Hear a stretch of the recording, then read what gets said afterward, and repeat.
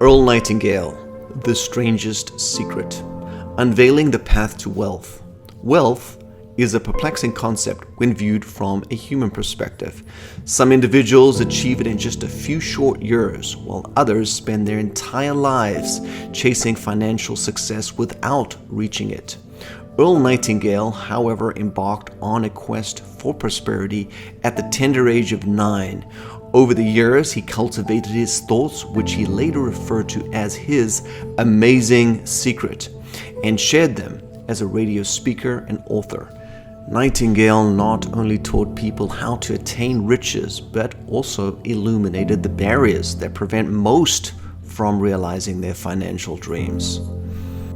Earl Nightingale's wisdom has transformed the lives of countless ordinary individuals, prompting them to reconsider their path to wealth. Today, you'll have the opportunity to delve into the insights of this renowned author and discover the hidden factors obstructing your financial success.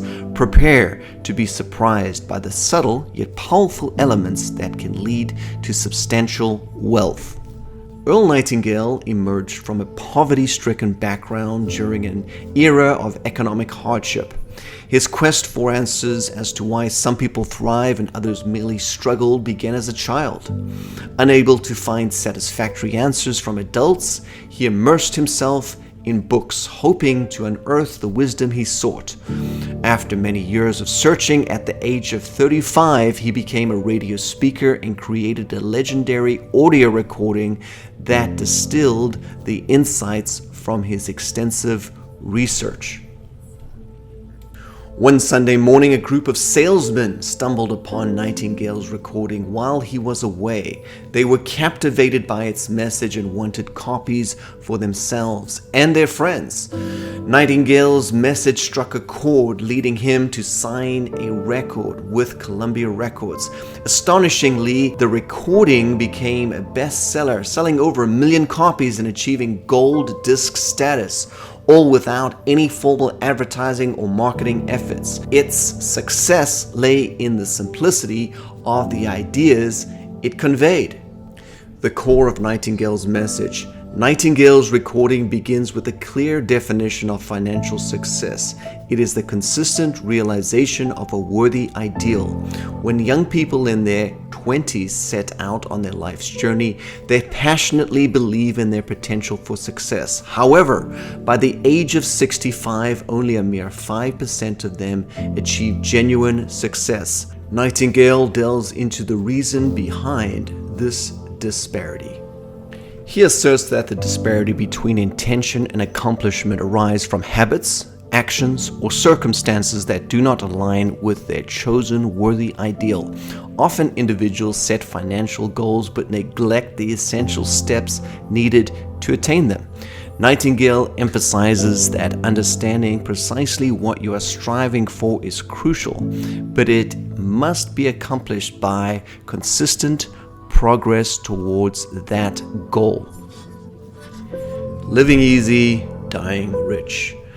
Nightingale classifies people into two groups: those who are frugal yet remain poor, and those who are wasteful and consequently poor. The key to creating wealth, he contends, is finding a financial balance between enjoyable spending and sensible living. To attract wealth, one must view money as a form of energy drawn to carefree and a positive outlook. Living within one's means and appreciating life's simple pleasures is essential for the pursuit of prosperity. Fast profits myth versus reality. Nightingale dismisses the idea of quick and effortless wealth, asserting that ignorance is the greatest adversary to one's financial well-being. While some may desire swift riches, hasty financial decisions often worsen the situation. Instead, he advocates for a long-term perspective, emphasizing the value of education, career growth, and responsible financial management. Building a solid investment portfolio takes time and experience. The fight against time wasters. Time management plays a vital role in personal enrichment. according to Nightingale. Poor time management leads to inefficiency, hindering productivity and affecting one's financial health. Nightingale identifies time wasters as the culprit, both animate and inanimate. Animate being unproductive interactions or communications, and inanimate, time-consuming distractions. To succeed, individuals must optimize their use of time by identifying and minimizing time wasters. In conclusion, Earl Nightingale's The Strangest Secret underscores the importance of keen observation and the power of statistical insight in the pursuit of wealth. His teachings highlight the subtle yet profound factors that can impede or facilitate financial success. To join the ranks of the 5% to achieve true financial prosperity, individuals must embrace change and prioritize effective time management. By doing so, they will unlock the path to financial abundance and a brighter future. I'd like to tell you about the strangest secret in the world. Some years ago, the late Nobel Prize-winning Dr. Albert Schweitzer was being interviewed in London, and a reporter asked him, "Doctor, what's wrong with men today?" And the great doctor was silent a moment, and then he said, "Men simply don't think." It's about this that I want to talk with you. We live today in a golden age. This is an era that man has looked forward to, dreamed of, and worked toward for thousands of years. But since it's here, we pretty well take it for granted. We in America are particularly fortunate to live in the richest land that ever existed on the face of the earth, a land of abundant opportunity for everyone. But do you know what happens? Well, let's take 100 men who start even at the age of 25. Do you have any idea what will happen to those men by the time they're 65? These 100 men who all start even at the age of 25 believe they're going to be successful. If you ask any one of these men if he wanted to be a success, he'd tell you he did. And you'd notice that he was eager toward life, that there was a certain sparkle to his eye, an erectness to his carriage, and life seemed like a pretty interesting adventure to him. But by the time they're 65, 1 will be rich.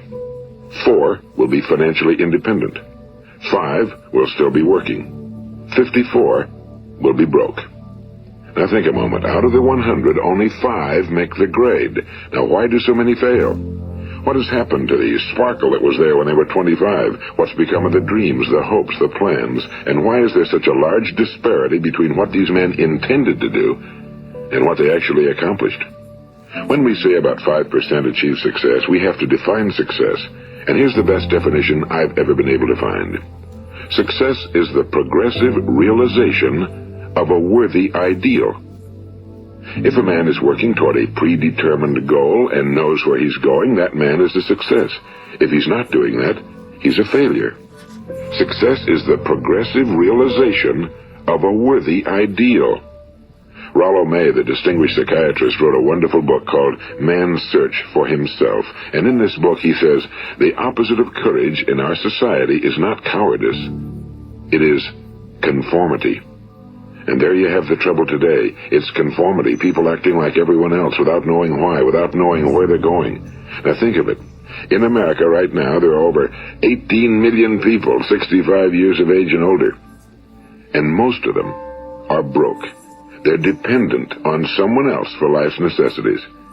Now, we learn to read by the time we're 7. We learn to make a living by the time we're 25. Usually by that time, we're not only making a living, we're supporting a family. And yet by the time we're 65, we haven't learned how to become financially independent in the richest land that has ever been known.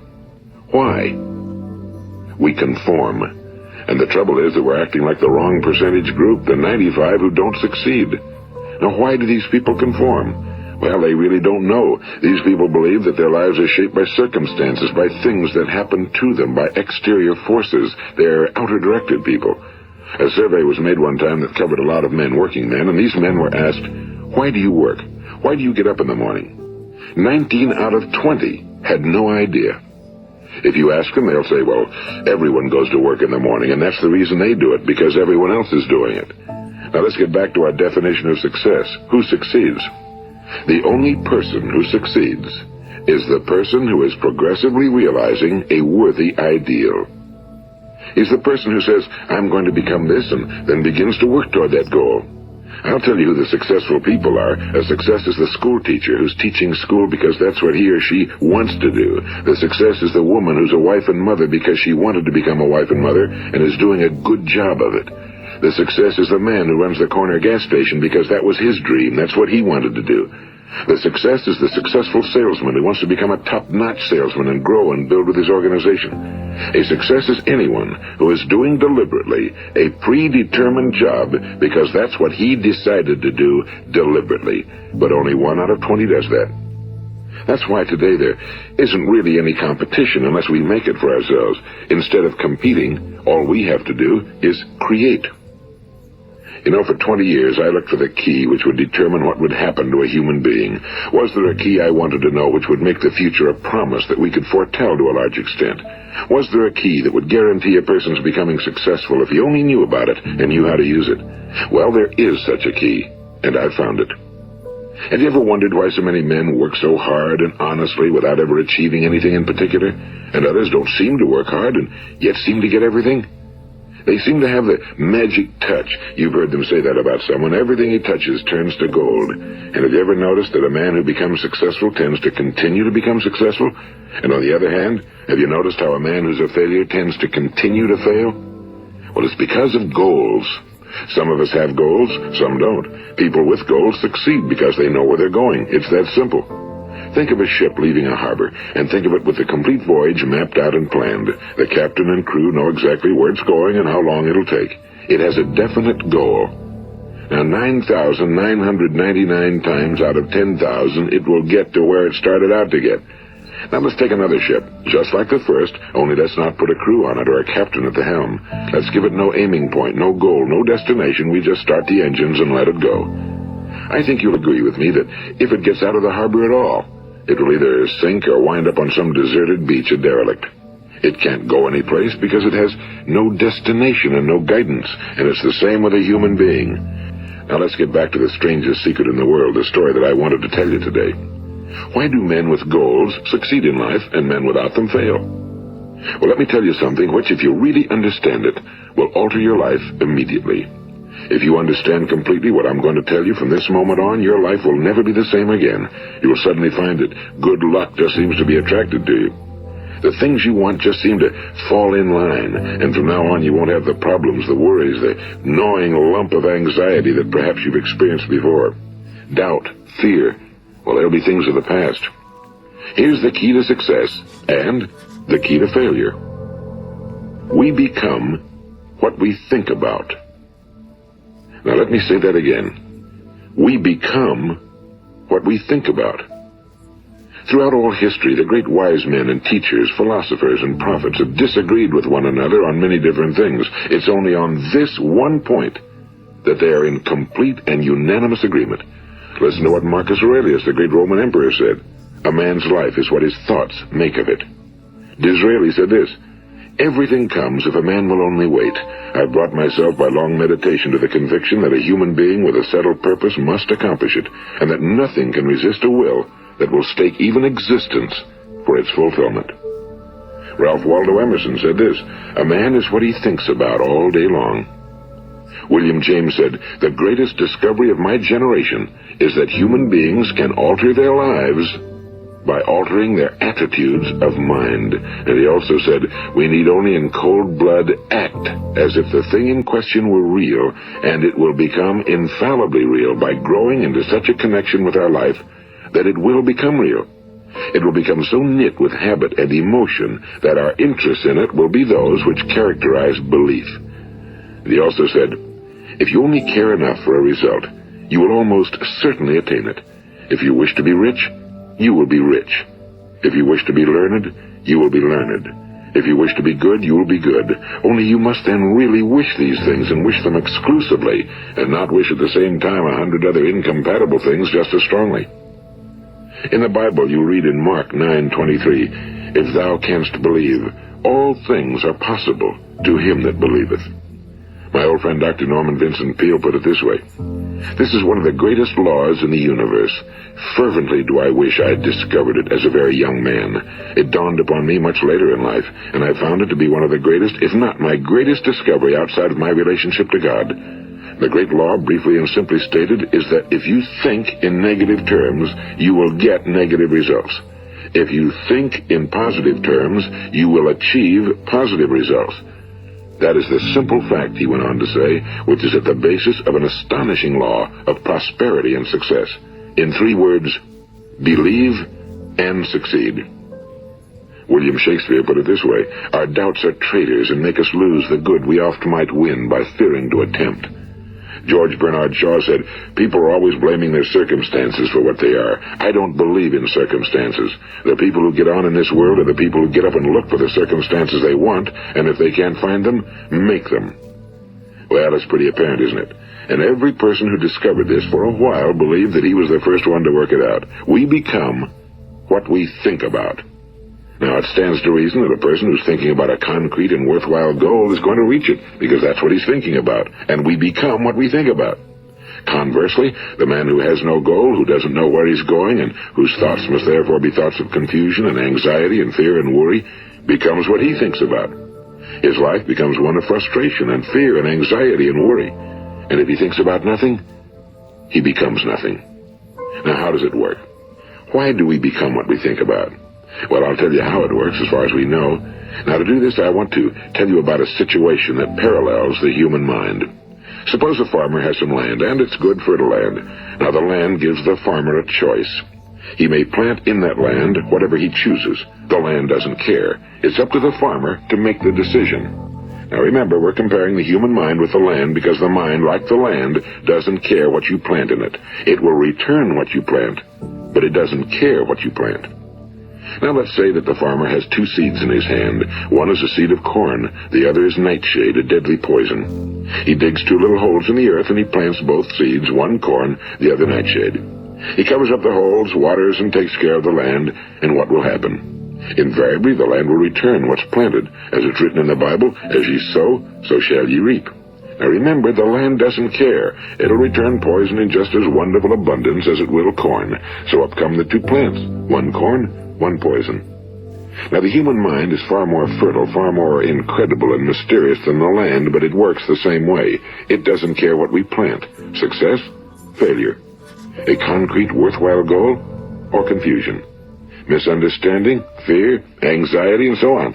But what we plant, it must return to us.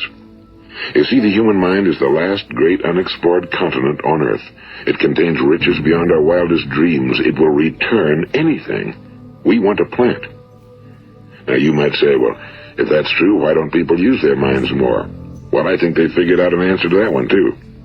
Our mind comes as standard equipment at birth. It's free, and things that are given to us for nothing we place little value on. Things that we pay money for, we value. The paradox is that exactly the reverse is true. Everything that's really worthwhile in life came to us free. Our minds, our souls, our bodies, our hopes, our dreams, our ambitions, our intelligence, our love of family and children and friends and country, all these priceless possessions are free. But the things that cost us money are actually very cheap and can be replaced at any time. A good man can be completely wiped out and make another fortune. He can do that several times. Even if our home burns down, we can rebuild it. But the things we got for nothing, we can never replace. The human mind isn't used because we take it for granted. Familiarity breeds contempt. It can do any kind of job we assign to it, but generally speaking, we use it for little jobs instead of big, important ones. Universities have proved that most of us are operating on about 10% or less of our abilities. So decide now, what is it you want? Plant your goal in your mind. It's the most important decision you'll ever make in your entire life. What is it you want? Do you want to be an outstanding salesman? A better worker at your particular job? Do you want to go places in your company? In your community? Do you want to get rich? All you've got to do is plant that seed in your mind, care for it, work steadily toward your goal, and it will become a reality. It not only will, there's no way that it cannot. You see, that's a law, like the laws of Sir Isaac Newton, the laws of gravity. If you get on top of a building and jump off, you'll always go down. You'll never go up, and it's the same with all the other laws of nature. They always work. They're inflexible. Think about your goal in a relaxed, positive way. Picture yourself in your mind's eye as having already achieved this goal. See yourself doing the things you will be doing when you've reached your goal. Ours has been called the phenobarbital age, the age of ulcers and nervous breakdowns and tranquilizers. At a time when medical research has raised us to a new plateau of good health and longevity, far too many of us worry ourselves into an early grave, trying to cope with things in our own little personal ways, without learning a few great laws that will take care of everything for us. These things we bring on ourselves through our habitual way of thinking.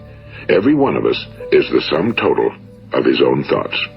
He is where he is because that's exactly where he really wants to be, whether he'll admit that or not. Each of us must live off the fruit of his thoughts in the future, because what you think today and tomorrow, next month and next year, will mold your life and determine your future. You're guided by your mind. I remember one time I was driving through eastern Arizona and I saw one of those giant earth-moving machines roaring along the road at about 35 miles an hour with what looked like 30 tons of dirt in it. A tremendous, incredible machine. And there was a little man perched way up on top with the wheel in his hands guiding it. And as I drove along, I was struck by the similarity of that machine to the human mind. Just suppose you're sitting at the controls of such a vast source of energy. Are you going to sit back and fold your arms and let it run itself into a ditch? Or are you going to keep both hands firmly on the wheel and control and direct this power to a specific, worthwhile purpose? It's up to you. You're in the driver's seat. You see, the very law that gives us success is a two-edged sword. We must control our thinking. The same rule that can lead a man to a life of success, wealth, happiness, and all the things he ever dreamed of for himself and his family. That very same law can lead him into the gutter. It's all in how he uses it, for good or for bad. This is the strangest secret in the world. Welcome to the world of financial wisdom. Subscribe to this channel and embark on your journey towards wealth and success.